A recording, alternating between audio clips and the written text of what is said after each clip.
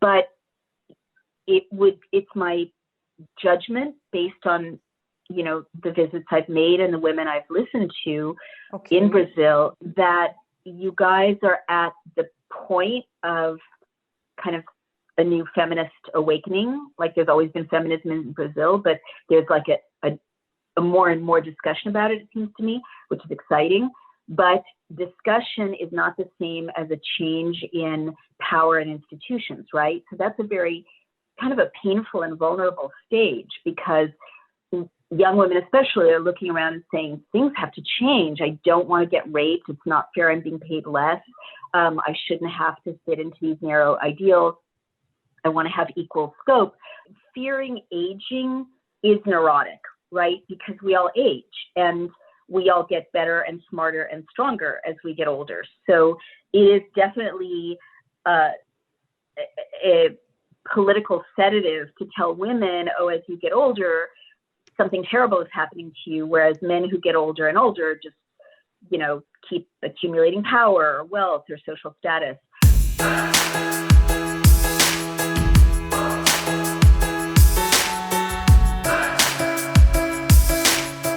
When I first started traveling around the world, like challenging, for instance, the very thinness of the ideal. At that time, models were really anorexically, very, very thin, and anorexia and bulimia were big problems, all over the world, in Latin America, as well as in North America and Western Europe, and really worldwide.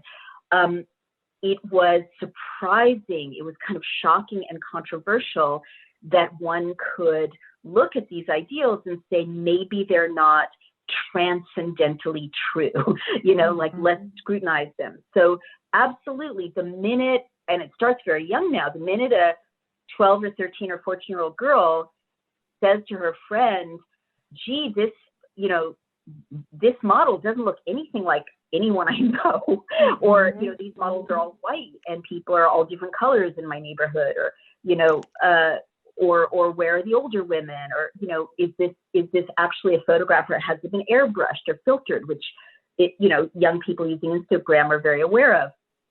Then there's a critical mind at work, and that you can never go back. That's true. I tried to make it very clear, especially at the end of the beauty myth, that, we should enjoy our bodies. We should embrace the fact that we're, physical beings, and women, those of us who are women, and enjoy every minute of it. And that can certainly include the choice to adorn, the choice to wear makeup, the choice to use fashion and play. But the real key word is choice.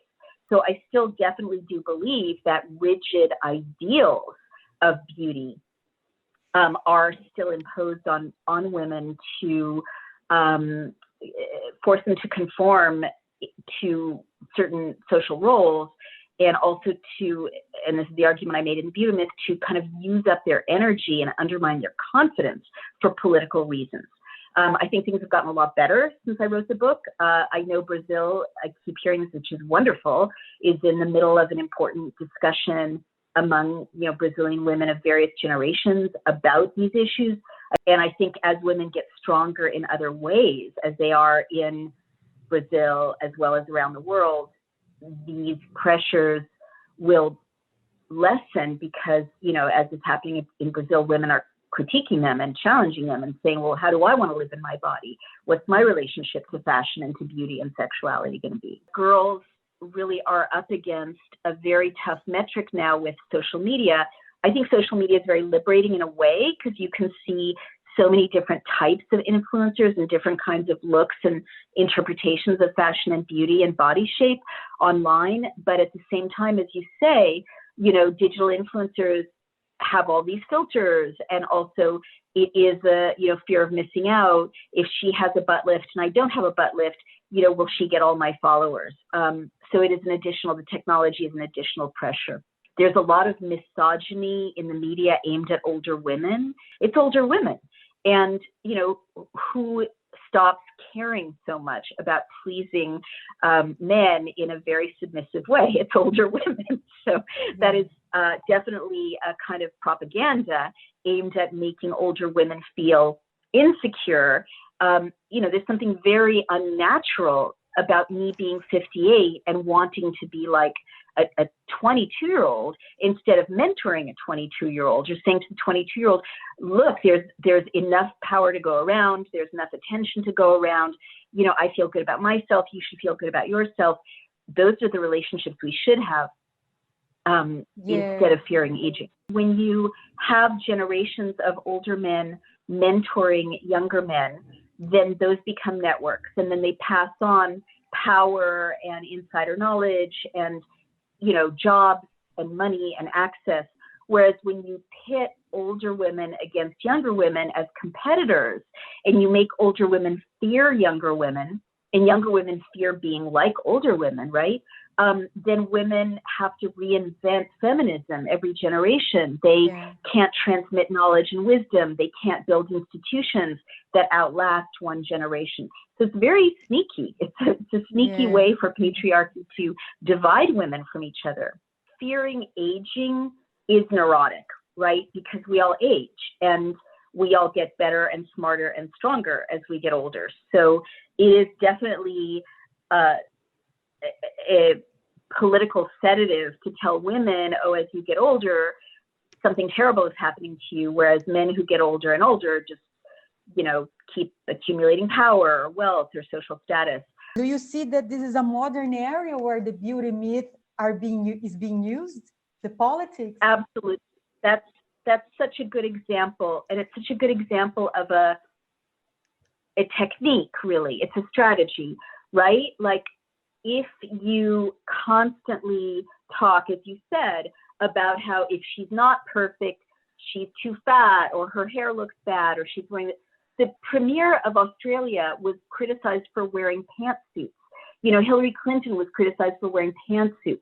But if a woman wears a skirt, Hillary Clinton's ankles were criticized. I mean, it was like no win, right? And as you say, if someone's conventionally attractive, then she's considered not serious enough. Michelle Obama posed on the cover of Vogue. She must not be serious. On and on. Or women are seen as sex objects instead of being taken seriously, as if we can't be sexual beings and leaders of countries at the same time the way men can. So these are definitely tactics, and the effect, if you're a woman in public life, is to make it very unappealing to be in the public eye, because it's going to wear down your confidence one way or another if it's a constant attack on your appearance or your clothes, or constant sexualization. And it also is a deterrent for people who are reading a news article from focusing on what that leader is saying or what she's doing. I'm not surprised that in countries that are moving kind of into that kind of robust wave of feminism, like Brazil or like India, countries that are kind of have a very vibrant feminist discussion that's not that old, this tactic is very, very fresh and very effective. Unfortunately, we should always see through it.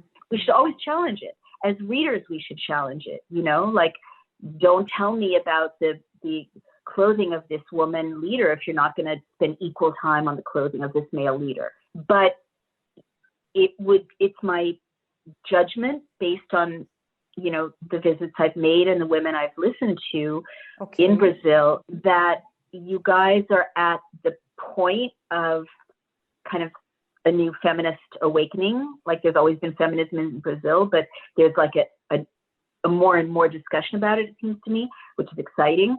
But discussion is not the same as a change in power and institutions, right? So that's a very kind of a painful and vulnerable stage, because young women especially are looking around and saying, things have to change. I don't want to get raped. It's not fair. I'm being paid less. I shouldn't have to fit into these narrow ideals. I want to have equal scope. Women are still, as you mentioned, being singled out for mockery and criticism if they're seen as too feminist or too aggressive, or saying no to aspects of suppression on the basis of gender generally. And probably there's a lot of impunity for sexual assault, which is true all over the world, but especially in a country that's not yet completed revamping its laws and its judicial structure and its, networks of power and corruption, which is everywhere, but that's how patriarchy works. So women are in quite a vulnerable position right now in Brazil, I imagine. It's very exciting, and the internet makes this possible for so many women to have such great conversations about sexual violence, about changing magazines and news coverage, about, more equality, changing roles at home, maybe, not jumping on every plastic surgery trend if they don't want to. It's up to them, of course. But until those institutions change and laws change and rapists go to jail and domestic violence is really punished and, women have equal pay to equal for their work and really, harassment is zero tolerance in the workplace, it is going to be hard to say no. And lastly, I don't know that much about the trend for cosmetic surgery in Brazil in terms of what the social pressures are. But very often when women have a pressure like that, they feel like it's an arms race almost, like if I don't do it, I won't get married, or my partner will leave me, or I won't get a job, or, I'll have lower value socially. Calling feminists ugly, you pointed like 100 years ago, they start doing this. It's not anything True. new, right? So what I ask, the resistance is a natural reaction to the movement, which we will always face, or do you think that someday it will end? I mean, while feminism exists, the reaction will exist as well? I mean, I do see in countries that have persisted, this sort of nonsense dies down. In North America, things are not paradise, but, we did just elect our first female vice president, and there are a lot of good laws making it illegal to discriminate in the workplace. That doesn't mean the wage gap is closed. It doesn't mean women don't get raped, et cetera. But the institutions have been reformed considerably. And there are some stupid things people don't say anymore. You pretty much don't hear people calling feminists ugly in mainstream media anymore. Like some troll on Twitter might try to say it, but there are so many voices drowning that person out. So I do think eventually that goes away when countries do kind of persist and get to the other side of reforming institutions. But it takes a really, really long time. And we're not out of the woods. I mean, as I said, women leaders still in North America have their appearance criticized. But it's harder to say, like, women are no longer saying stupid things up here, like all feminists are lesbian, which is a dumb thing to say, or all feminists are ugly or can't get a man. Like that's, or don't shave themselves, as they say a lot of time here. My heart goes out to you. It really does. I don't want to condescend or make anyone feel sad, but you guys are on a journey and you're not at the end of the journey. Same thing with, other countries around the world, like Central Europe, women there, women in the Muslim world, women in North Africa, women in India. I keep talking about these places where there's a lot of technology, a lot of education.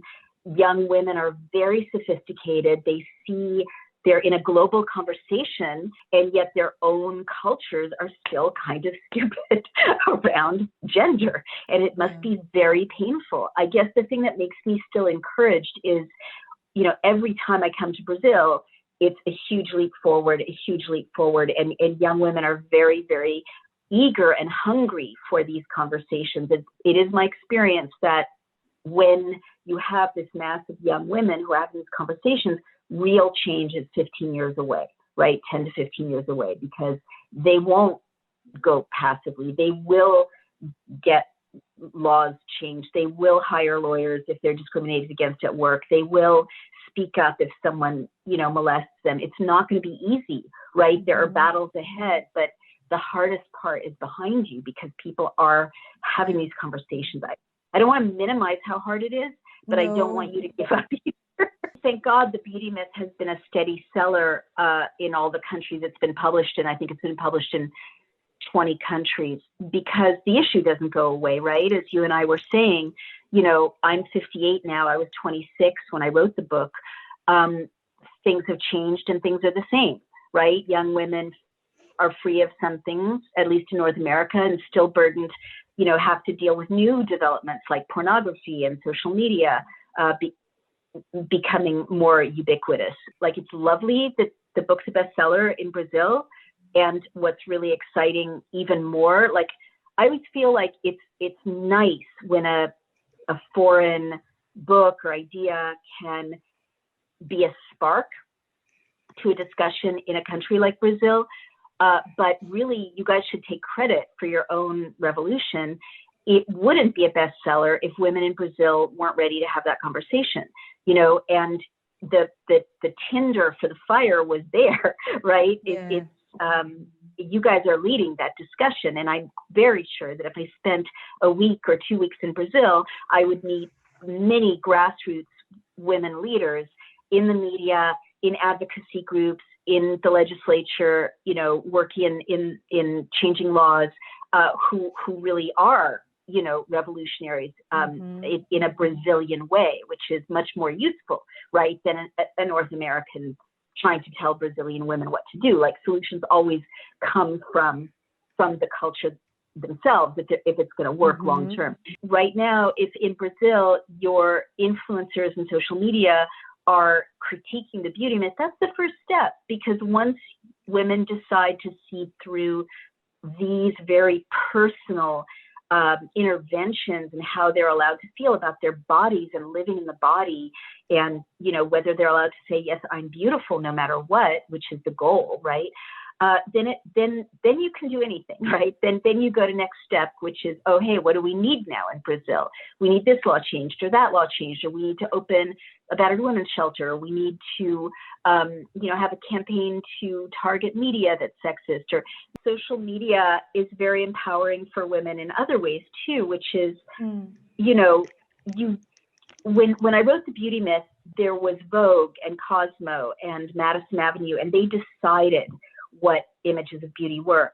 But the beautiful thing about Instagram and social media technology is, you can create your own story, right? You can create your own self-portraits. If you love, something about yourself or your girlfriend or your, a group of amazing women you see on the street, you can turn them into art. If you want to create a body positivity movement and show women of all shapes and sizes as goddesses, you can do that. So I love how technology lets us be artists and, create our own definition of beauty, and a very diverse definition of beauty as well. Well, the beautiful thing I've seen as a feminist who's been active in this fight for 35 years is that, men used to really not have a role in feminism or not know their role. And now there's, a whole generation, 2 generations that take it for granted that they should be allies and call themselves. Men have such an important role in role modeling for their daughters and sons, simply respecting women and listening to them and paying them equally and partnering with them as friends and allies and fellow human beings. It seems that the perspective from the book, The Beauty Myth, is from a middle-class woman, as you say in the book, and probably, my vision, a white woman. Was it conscious choice not to talk about Black women directly, or you just didn't think about it at that time?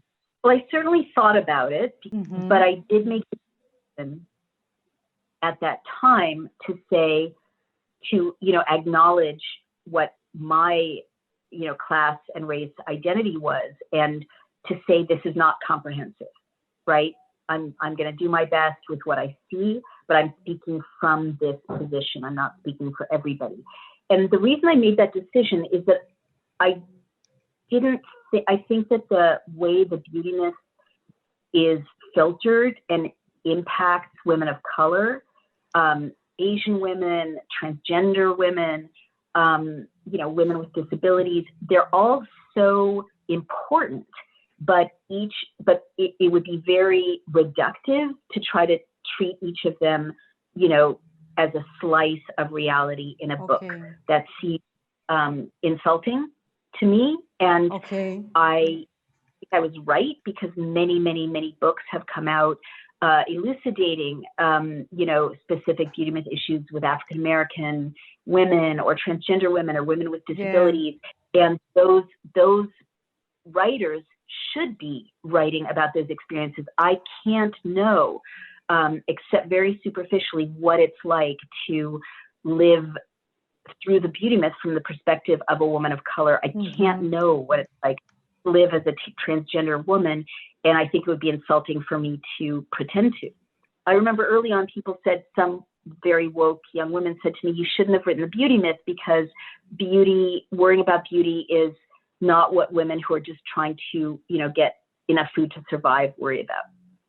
And that's definitely true. Like, to worry about fashion and cosmetic surgery is kind of a developed world issue, a more affluent world issue. But that doesn't mean I shouldn't have written the book. It means I shouldn't have pretended that that's all. No, and I never did pretend that that is a universal problem, right? Or the most important problem. So I love the internet, because I love the way feminism is no longer being led by North American or Western European women, if it ever was, right? Or North American versus, Latin American women. I mean, all feminisms around the world are needed, right? It's ridiculous to lump us all together. We all have different cultures, different languages, different, and the education that's possible. We're all humble and listening to each other. So will patriarchy collapse? I think it can. I think we were well on the way to bringing it down, really, and deeply, deeply reforming some of its structures. However, nothing's going to be a revolution if we don't insist on leaving our houses. I think the Me Too movement did a lot to break it up. I think men in North America, at least, and North America, it went furthest, couldn't, assume they would get away with abusing women sexually without women talking about it and telling the truth. And I think it helps girls growing up, right? They see that their mom and older sisters are not tolerating it. And I think that makes them stronger. Even if something bad happens to them, they'll know it's not their fault, and that was a bad guy doing a bad thing. This long year we are inside our houses, because what we are living may change the way we look at ourselves. I mean, I don't know if you want to hear what I have to say about that. I've been doing a lot of research on the science behind these lockdown policies, and we shouldn't be in our homes unless we're elderly and very immunocompromised. The science is really showing that countries that have locked down and kept people indoors have not done better with coronavirus than countries that have opened up and let people keep their jobs, maintain social contacts, be out in the sun. I personally think it's very, very bad for women to be isolated in their homes. Okay. I think to meet each other in community. I think women especially need other women in community. And yes, you could say, I'm not wearing high heels because I'm, locked in my home.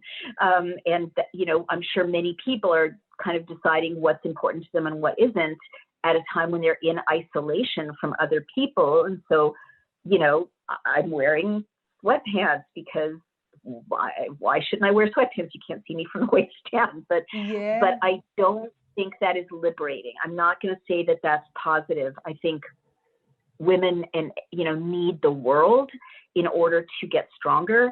I personally think there's a war on human beings by machines in this pandemic, and that tech companies are making a lot of money by supporting a message that we should all be inside on technology all the time. I mean, this could be another conversation. Maybe you don't want me to dwell on that, but I'm very worried about the fact that there's this guidance to countries around the world for people to stay indoors. There's a great deal more harm to people when they're locked down and isolated, and harm to democracy, than there is when people can be in safe communication with each other, in community, worshiping, working, etc. So having said that, I think that, God, it's not great that I don't feel liberated that I have to wear a mask and people can't tell if I'm younger or older. I don't think that's freedom at all. I think people should wear masks when the science says so, but otherwise the science does not support, people wearing masks outside.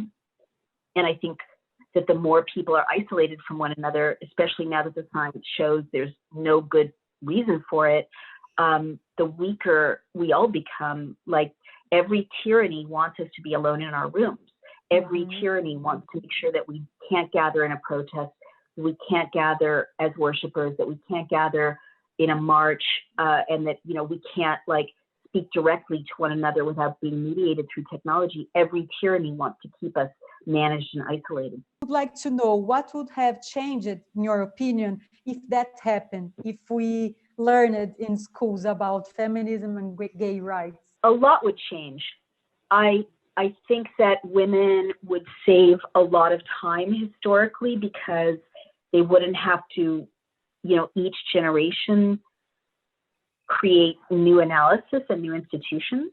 The fights we're fighting for equal pay or for, ending marital rape, those are fights that I didn't know the first wave of feminists in the 19th century already fought and thought through, right? It would have saved us a lot of time to just pick up where they left off instead of figuring it out anew, but they got airbrushed out of history. And again, with gay people, history is really interesting, right? The way it's taught to disempower people. I have been a feminist my whole life. I've had a really good education. I was lucky to have a really good education, but it wasn't until I did this in-depth research that I even knew about the first wave of feminists in the 19th century and what their detailed agendas were, or that the biggest issue women were fighting for in the 19th century in the United States was sexual liberation. I had no idea, the right to determine their own bodies and know about their bodies. I had no idea.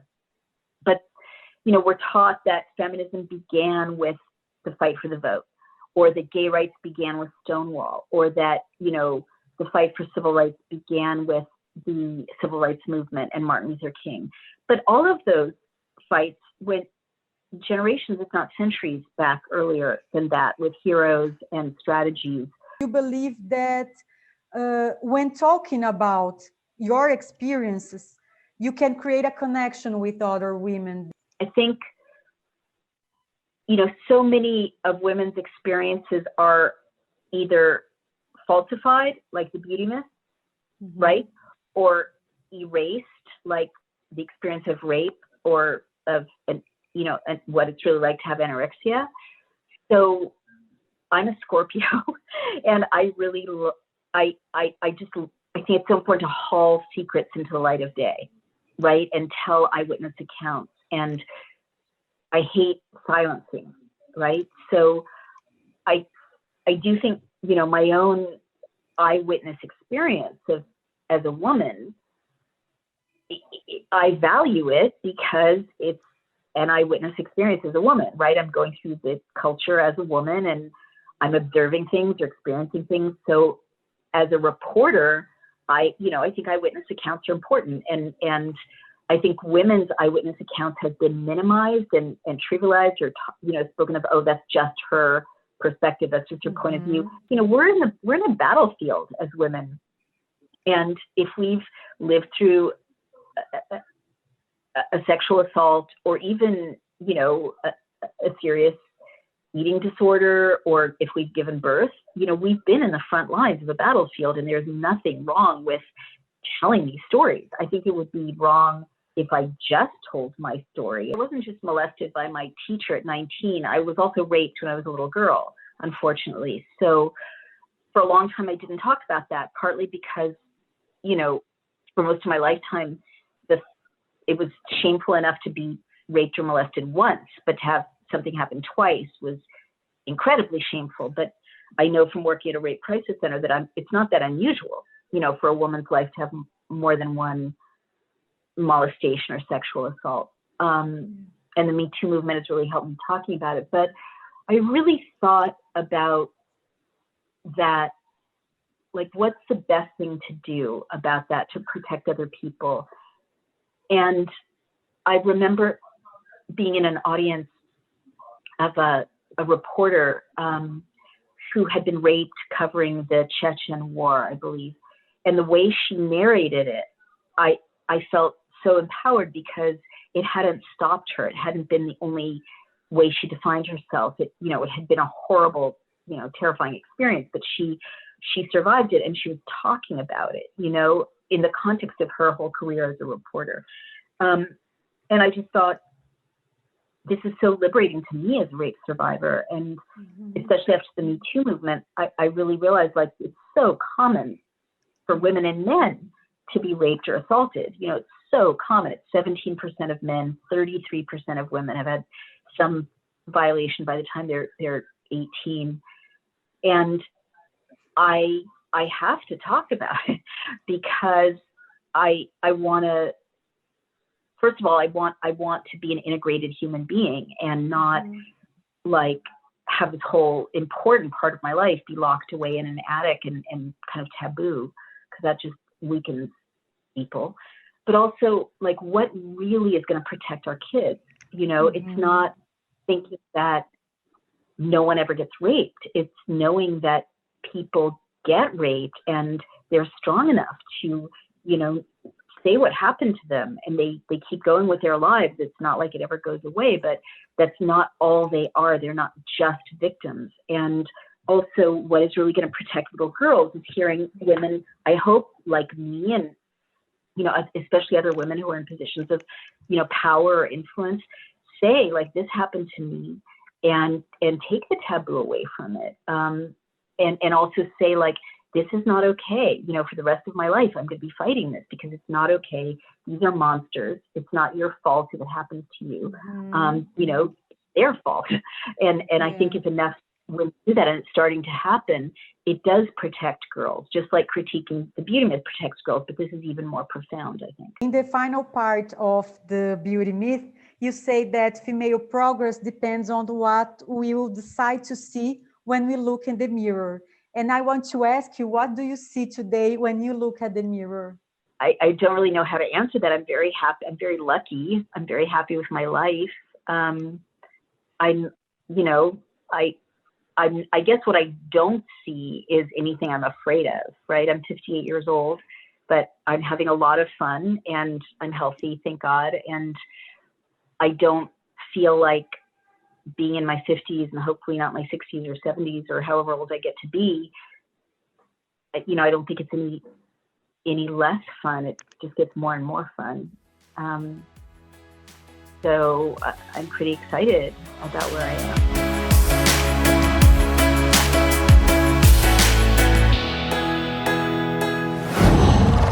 Wow.